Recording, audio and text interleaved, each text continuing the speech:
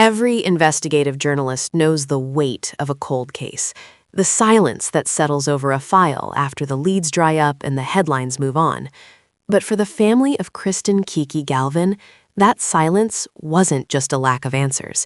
It was a failure of the systems designed to protect her.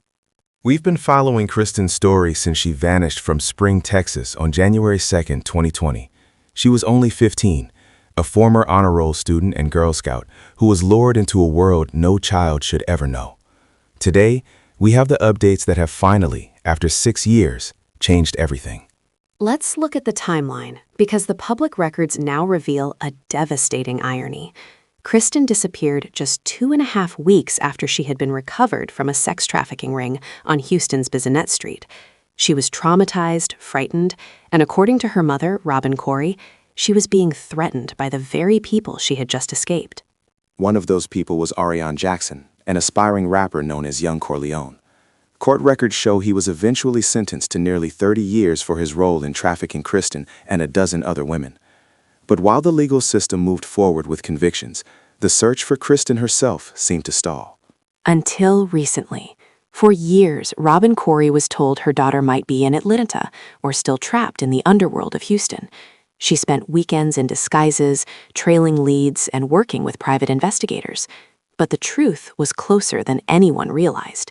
It was documented in a public database, hidden in plain sight. In 2022, Robin found a profile on NamUs, the National Missing and Unidentified Person System. It was a Jane Doe found under a bridge in Missouri City, Texas.